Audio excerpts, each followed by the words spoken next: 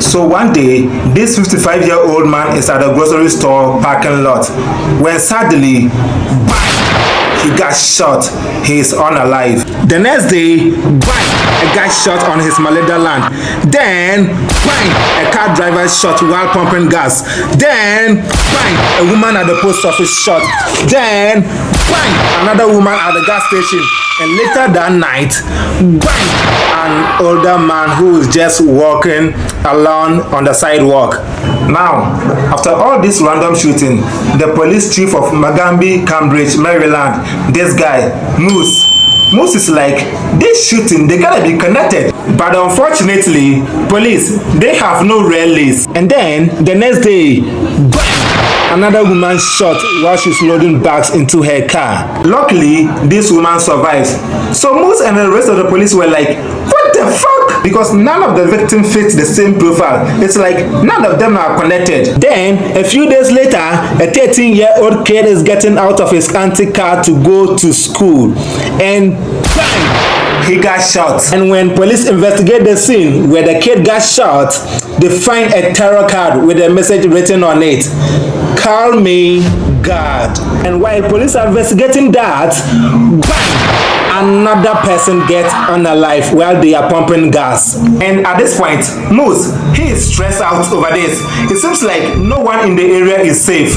And police are doing everything they can. They are working with the FBI. They have set up a tip line to see if anyone has any information, but nothing seems to help. And by this point, the world of this shooting has hit the national news. And the information is spread, and the people in the DC area are freaked out, and people are staying indoors, and the schools in the area are on lockdown. Like, they won't even let kids out for recess.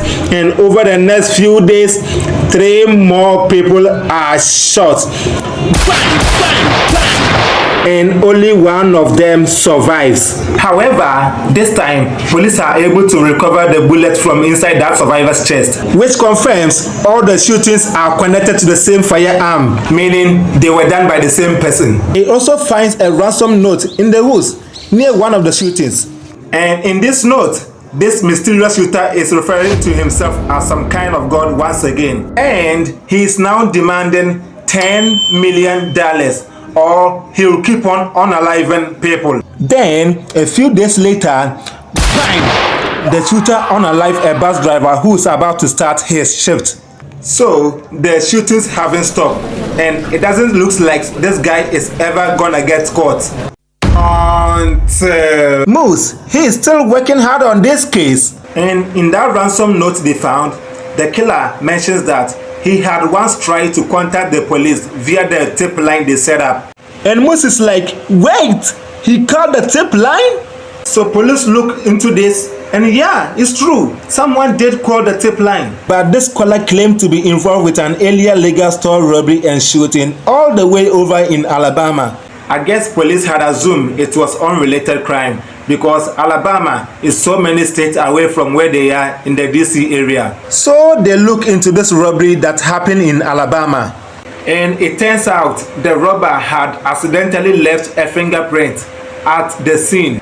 So then, who is this mysterious shooter? Well, it all started with this guy, John Muhammad. And so one day, John Muhammad is traveling and he is in Antigua and he meets this kid, Malvo. Malvo is 14. So John Muhammad becomes like a father to Malvo. And they continue this relationship for years. So 3 years later, they end up in the US, in the Washington state. John Muhammad is 41 now and Malvo is 17. But John Muhammad, he is kind of angry dude. Like, he's just mad about a lot of shit. Particularly, he is mad about his ex-wife. And he also knows how to use a pew-pew. So he started telling Malvo about the secret mission he wants him to be part of, and he started training him. He might teach him how to use weapons and how to withstand an interrogations if he ever gets caught. Stuff like that. And eventually, John Muhammad gives Malvo his first task. He is like, first, you need to unalive my ex-wife friend's niece.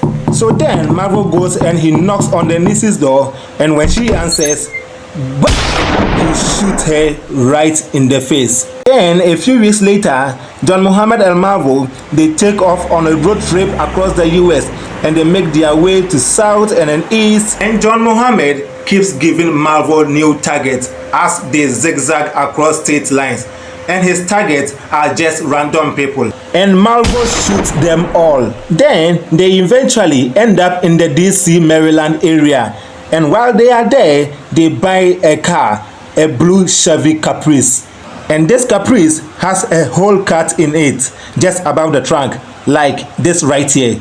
Now, this hole allows them to hide in the trunk and shoot people through that hole without anyone seeing them. So then, in this DC, Maryland area, they go on this shooting free, and they unalive a bunch of people and no one knows who they are, until the FBI gets hold of that one fingerprint from the legal store robbery in Alabama. And then they run that fingerprint system and boom, there is a match. That fingerprint is Marvel, who they pretty quickly link to John Muhammad. So finally, they know who they are looking for.